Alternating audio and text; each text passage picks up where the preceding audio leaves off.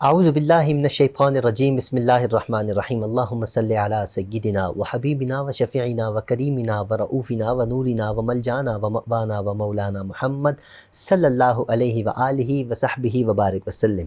یا صاحب الجمال و یا سید البشر من وجہک المنیر لقد نور القمر لا يمکن الثناء کما کان حقہ بعد از خدا بزرگ توئی قصہ مختصر۔ محترم ناظرین اکرام، السلام علیکم ورحمۃ اللہ وبرکاتہ۔ میں ہوں آپ کا میزبان حافظ حامد رضا اور آپ دیکھ رہے ہیں رمضان کی اسپیشل ٹرانسمیشن نور رمضان۔ ناظرین، جیسا کہ آپ جانتے ہیں آج یکم رمضان المبارک ہے۔ رمضان کا بابرکت مہینہ، اللہ رب العزت نے ہمارے لیے خوش نصیبی ہے، خوش قسمتی کی بات ہے کہ ہماری زندگی میں ایک بار پھر اللہ کریم نے رمضان کی بابرکت سعادتیں لکھی اور اس وقت ہم رمضان کا آغاز کر رہے ہیں۔ الحمدللہ آج پہلا روزہ ہے، پورے پاکستان میں اس وقت پہلا روزہ لوگوں نے رکھا ہوا ہے۔ اور روزے کی فضیلت کیا ہے، روزے کی برکت کیا ہے، روزے دار کو اللہ رب العزت نے کیا مقام عطا فرمایا، اور رمضان کی فضیلت کیا ہے، اور اس کے علاوہ رمضان میں اللہ رب العزت نے مسلمانوں کو کیا کیا عطا فرمایا، کیا کیا نعمتیں عطا فرمائی ہیں۔ یقیناً رمضان میں ہمیں قرآن ملا ہے، رمضان میں ہمیں پاکستان ملا ہے، رمضان میں بہت سی ایسی چیزیں ہیں جو اللہ رب العزت نے ہمیں عطا فرمائی ہیں۔ ہم کوشش کریں کہ وقتاً فوقتاً ساری چیزوں کو آپ کے سامنے پیش کریں کہ اس کا مقصد کیا تھا، قرآن نازل کرنے کا مقصد کیا تھا اور کس انداز میں قرآن نازل ہوا۔ لیکن ناظرین، ہم انشاءاللہ یکم رمضان سے لے کر چاند رات تک آپ کی خدمت میں رہیں گے اور انشاءاللہ روزانہ کی بنیاد پر ہم کوئی نہ کوئی موضوع لے کر حاضر ہوں گے، اور اس کے ساتھ ساتھ انشاءاللہ ہمارے ساتھ ثنا خواں بھی ہوں گے جو حضور کی ثنا کرنے کی سعادت حاصل کریں گے، اور محفل کی رونق بڑھانے کے لیے محفل کی جنہیں ہم شان کہا کرتے ہیں، زینت کہا کرتے ہیں، علماء اکرام، کیونکہ العلماء ورثۃ الانبیاء، یہی تو علماء ہیں جو دین کے وارث ہیں، انبیاء کے وارث ہیں۔ اللہ رب العزت علماء کا سایہ ہم سب کے سروں پر تادیر قائم و دائم فرمائے۔ میری کوشش ہوگی کہ ہم یکم رمضان سے چاند رات تک قرآن کی بات کریں، صاحب قرآن کی بات کریں کہ قرآن ہمیں کیا درس دیتا ہے اور صاحب قرآن کا کیا درس ہے، اور سرکار دو عالم صلی اللہ علیہ وسلم کے فرامین کیا ہیں، اس پر ہم گفتگو کریں گے۔ آج کا ہمارا موضوع پہلا رمضان ہے، رمضان کی فضیلت کے حوالے سے ہم گفتگو کریں گے، کیونکہ اللہ رب العزت نے رجب عطا فرمایا، رجب کے بعد شعبان عطا فرمایا، شعبان کے بعد رمضان عطا فرمایا، اور اس رمضان کے بابرکت مہینے میں اللہ کریم نے جہنم کے دروازوں کو بند کر دیا اور جنت کے دروازے کو کھول دیا۔ جنت کے جتنے دروازے ہیں اللہ رب العزت نے کھول دی۔ اللہ کی رحمت چھم چھم برس رہی ہے۔ اللہ کریم سے دعا کرتا ہوں کہ اللہ پاک ہمارا یوں مل بیٹھنا رمضان کو، اللہ ہماری عبادات کو، ہمارے روزے رکھنے کو اللہ کریم قبول فرمائے، اور اسی بابرکت مہینے کے صدقے اللہ کریم رمضان ہی میں مدینہ شریف کی اور مکہ شریف کی بادب حاضریاں نصیب فرمائے۔ میں باقاعدہ اپنے گیسٹ پینل کا آپ کو تعارف کراتا چلوں۔ جیسا کہ میں نے بتایا کہ ہمارے پروگرام کی شان، ہمارے پروگرام کی زینت علماء اکرام ہوتے ہیں۔ علماء اکرام میں سے گلدستوں میں سے ایک خوبصورت سا گلدستہ پھول ہمارے ساتھ موجود ہیں، بہت خوبصورت انداز میں گفتگو فرماتے ہیں۔ میری مراد حضرت علامہ مولانا اطہر میاں اختر القادری صاحب۔ آئیے علامہ صاحب سے آپ کی ملاقات کرواتے ہیں۔ السلام علیکم علامہ صاحب۔ وعلیکم السلام ورحمۃ اللہ وبرکاتہ۔ حضرت کیسے مزاج، خیریت سے ہیں آپ؟ الحمدللہ، آپ کی دعائیں اور آپ خیریت سے؟ اللہ کا شکر، آپ کی دعائیں۔ رمضان کا بابرکت مہینہ آپ کو بہت بہت مبارک ہو۔ آپ بھی اور تمام ناظرین کو بہت بہت مبارک ہو۔ بہت بہت شکریہ۔ انشاءاللہ ہم آپ سے گفتگو کا آغاز کرتے ہیں۔ جیسا کہ آپ جانتے ہیں کہ ہمارے پروگرام میں نعت خواں بھی ہوتے ہیں، تو ناظرین نعت خواں بہت خوبصورت آواز کے مالک سینئر ثنا خواں ہمیشہ شفقت فرماتے ہیں جب بھی تشریف لاتے ہیں، بہت مہربانی میں شکریہ ہمیشہ ادا کرتا ہوں، اور کیونکہ شکریہ اس لیے ادا کرتا ہوں کہ جب بھی کہا حضرت تشریف لائے۔ میری مراد محترم مقام جناب محمد بدر منیر قادری صاحب۔ السلام علیکم بدر بھائی۔ وعلیکم السلام ورحمۃ اللہ۔ بدر بھائی خیریت سے ہیں؟ ٹھیک ہیں آپ؟ اللہ کا بے پایا کرم، دعائیں آپ کی۔ آپ کا بہت بہت شکریہ، آپ کی تشریف آوری کا بہت بہت شکریہ۔ امید جزاک کرتا ہوں آپ ہمیں جب حضور کی ثنا سنائیں گے، حضور کی نعت شریف پیش کریں گے، تو ہم مکہ مدینہ کی زیارتیں کر رہے ہوں گے۔ آپ کا یہ طرہ امتیاز رہا ہے الحمدللہ۔ ناظرین انشاءاللہ ہم بدر بھائی سے ایک کلام بھی سنیں گے، اور ان کے ساتھ ساتھ ایک نعت خواں اور بہت ابھرتے ہوئے خوبصورت ثنا خواں، اور ماشاءاللہ سے مختلف محافل میں ہم ان کو دیکھتے ہیں، مختلف ٹی وی چینلز پہ بھی۔ میری مراد غلام سعد قادری ہمارے ساتھ موجود ہیں، آئیے ان سے بھی آپ کی ملاقات کرواتے ہیں۔ السلام علیکم۔ وعلیکم السلام ورحمۃ اللہ۔ کیسے ہیں جناب، خیریت سے ہیں آپ؟ الحمدللہ، آپ خیریت سے؟ اللہ کا شکر، بہت بہت شکریہ تشریف آوری کا۔ انشاءاللہ ہم آپ سے بھی کلام سنتے ہیں۔ ناظرین باقاعدہ ہم پروگرام کا آغاز حمد باری تعالیٰ سے کرنے کی سعادت حاصل کرنا چاہیں گے، تو میں گزارش کرتا ہوں ہمارے پیارے بھائی بدر منیر قادری صاحب سے کہ اپنی خوبصورت آواز میں حمد باری تعالیٰ پیش کرنے کی سعادت حاصل فرمائیں۔ صلی اللہ علیہ یا رسول اللہ وسلم علیک یا حبیب اللہ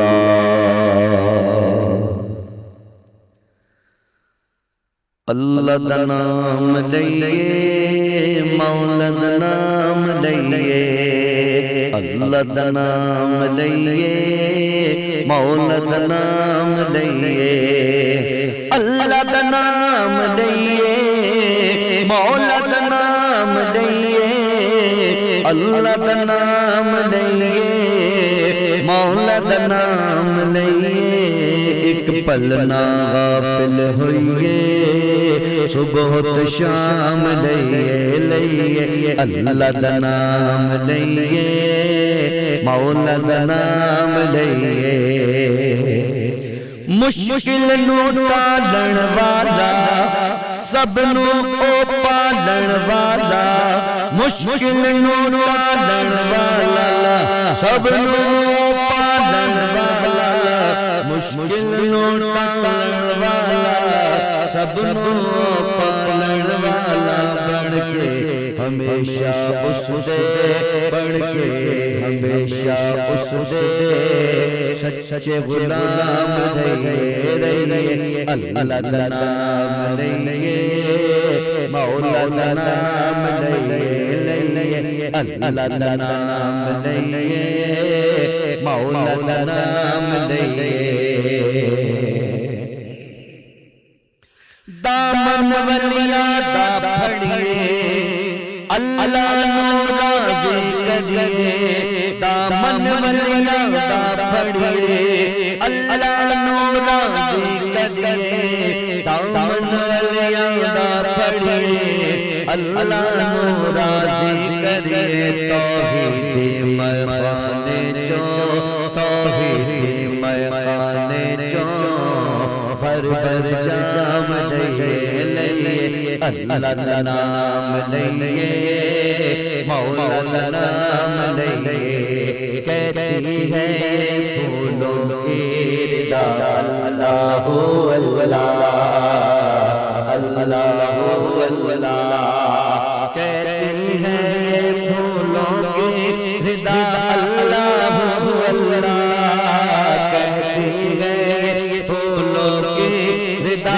اللہ اللہ اشجار کے پتوں پہ لکھا اللہ الولا اللہ الولا اللہ الولا تو ہے کمال مولا تو ہے کمال تیری قدرت کمال تیری سلطنت کمال کب کس کو کیا دے دے کب کس کیا دے دے کب کس کو کیا دے دے کب کس کیا دے دے تیرا رتبہ کمال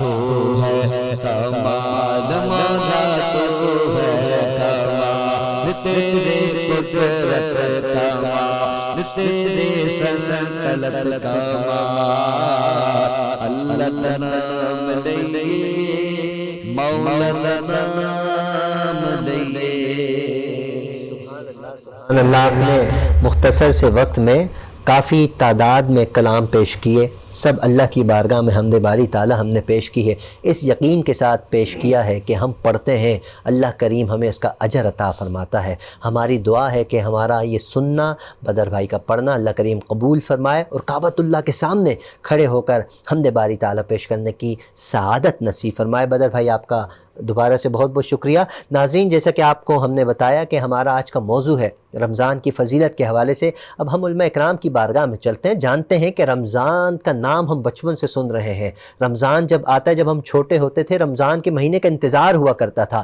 ہم ایک دوسرے سے مقابلہ کر رہے ہوتے تھے آپس میں فرینڈز کزنس آپس میں مقابلہ کرتے تھے کہ تم نے کتنے روزے رکھے تم نے کتنے رکھے جب پہلا روزہ ہوتا تھا گلے میں ہار پہنایا جاتا تھا مہمان آتے تھے تحائف لاتے تھے ابو امی پیسے دیتے تھے خوشی ہوتی تھی نا، اور وہ کیا سما تھا، کیا ماحول تھا، دن بدن اس ماحول میں کمی آتی چلی جا رہی ہے۔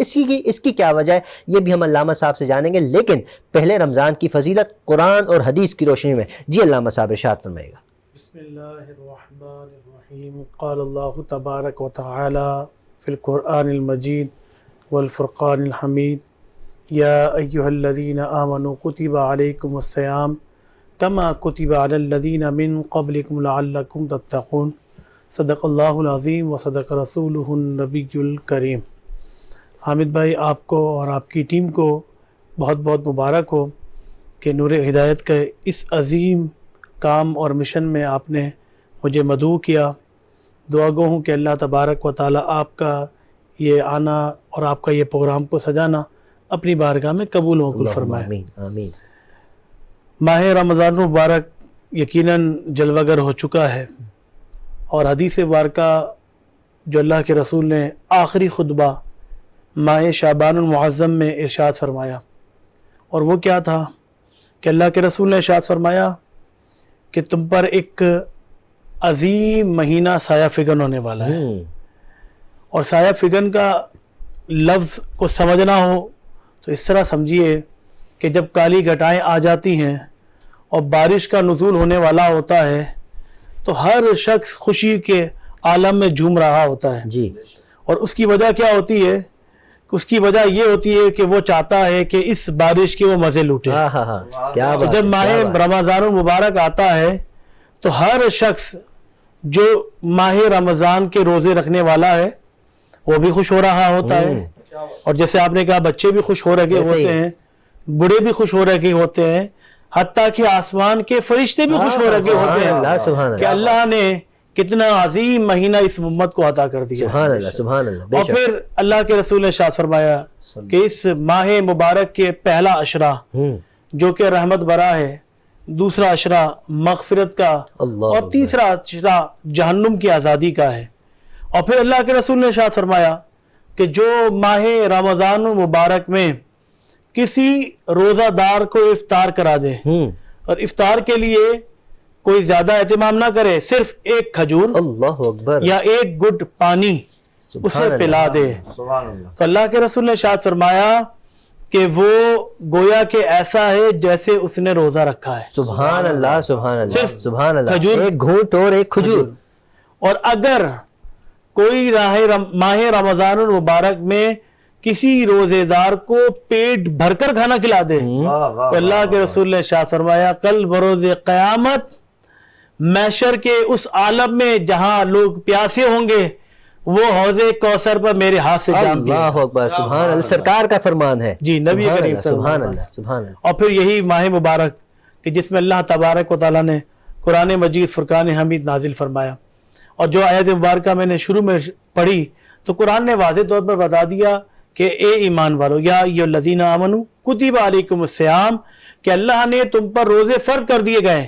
تو ذہن میں سوال آتا ہے شاید یہ امت پہلی ایسی ہے کہ جس پہ روزے فرض کیے، تو اللہ نے اس کا جواب فوراً دے دیا کہ تمہارے ذہن میں کوئی وسوسہ نہ آئے، کتب علیکم الصیام کما کتب علی الذین من قبلکم، کہ جیسے کہ تم سے پہلے لوگوں پر بھی روزے ہم نے فرض کیے گئے تھے، لیکن ان کے روزوں کا عالم کچھ اور تھا، کسی پر 3 روزے فرض تھے، کسی پر 1 روزہ فرض تھا، لیکن ہم نے تمہیں ماہ مبارک دے دیا ہے کہ پورے ماہ مبارک کے اندر تم روزے رکھو اور اللہ کا قرب حاصل کرو۔ سبحان اللہ۔ تو یا ایھا الذین آمنوا کتب علیکم الصیام کما کتب علی الذین من قبلکم لعلکم تتقون۔ لعلکم تتقون۔ سب سے اہم چیز جو آج ہمیں سمجھ لینا چاہیے، ماہ رمضان کا پہلا دن ہے اور ہم روزے کی حالت میں بیٹھے ہوتے ہیں، ہم سوچیں کہ اللہ نے روزہ ہم پر فرض کیوں کیا؟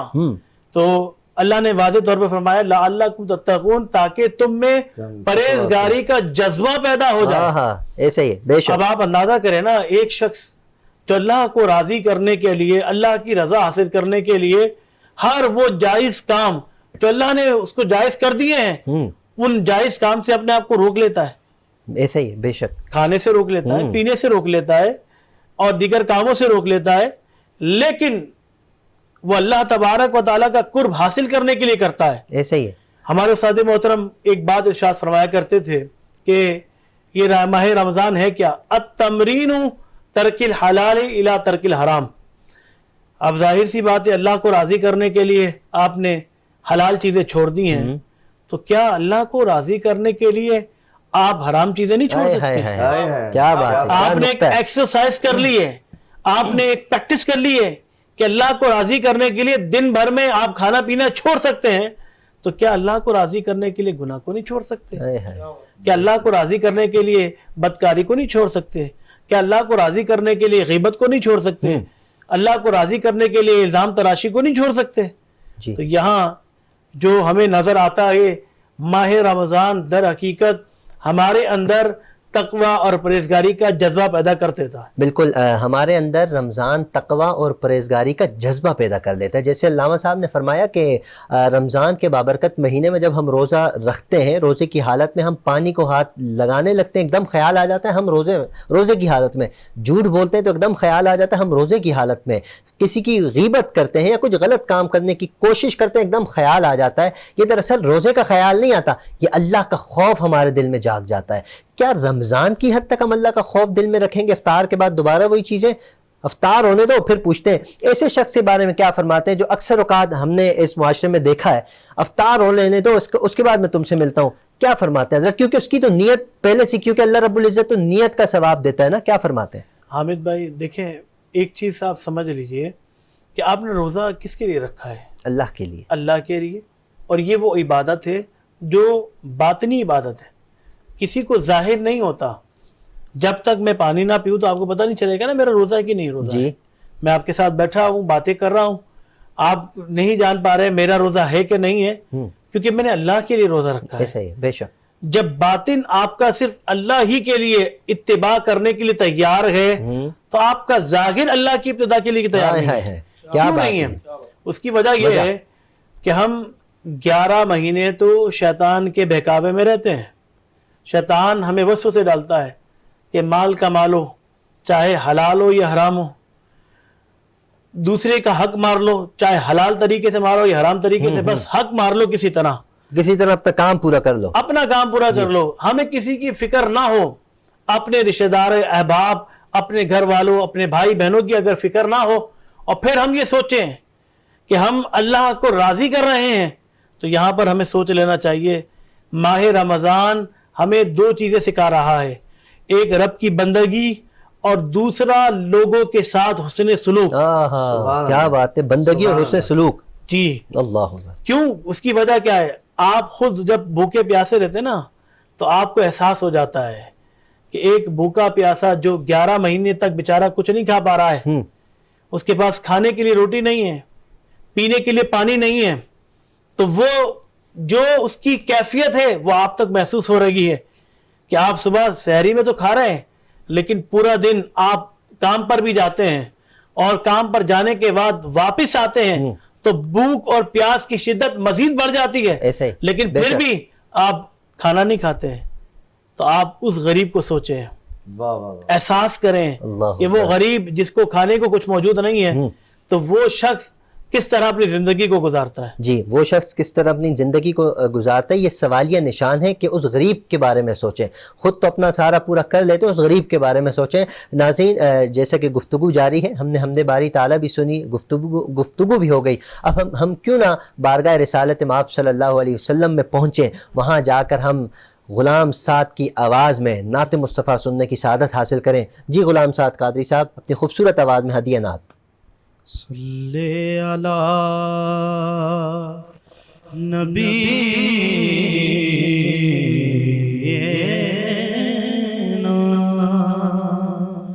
صلی علی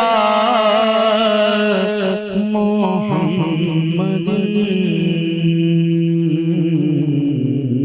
صلی علی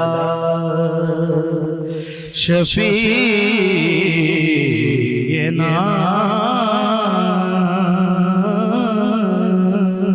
صلی علی محمد.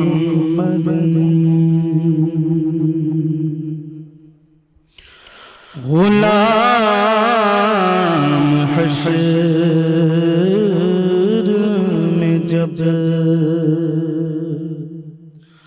غلام حشر میں جب سید الورا کے چلے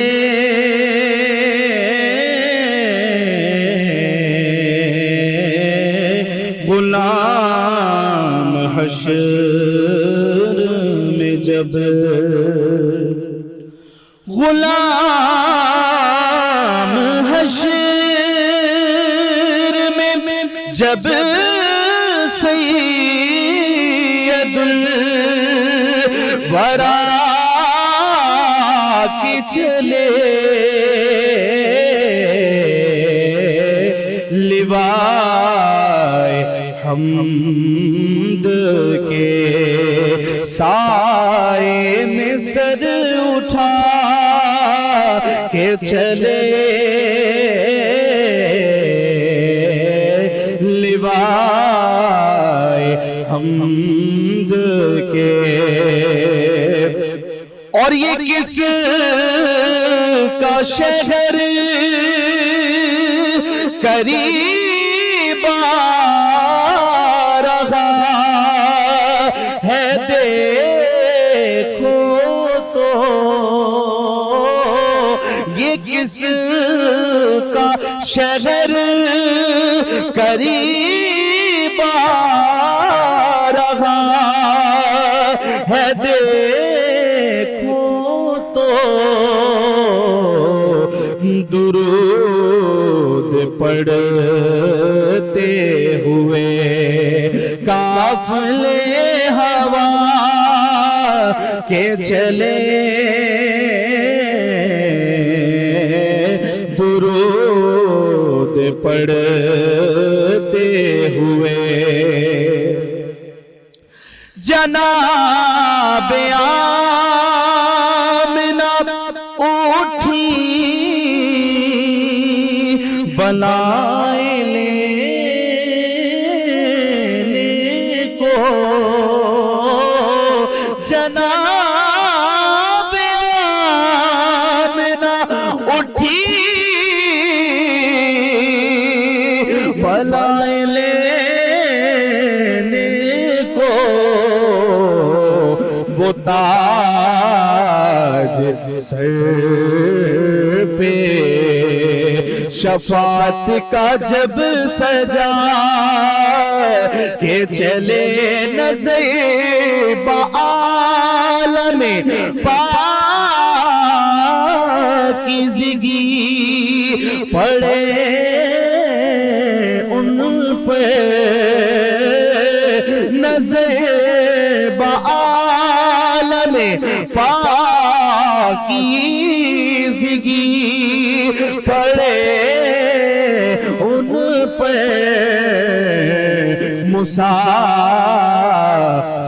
مسافران لحد اس لیے نہا کہ چلے نصیر ان کے سوا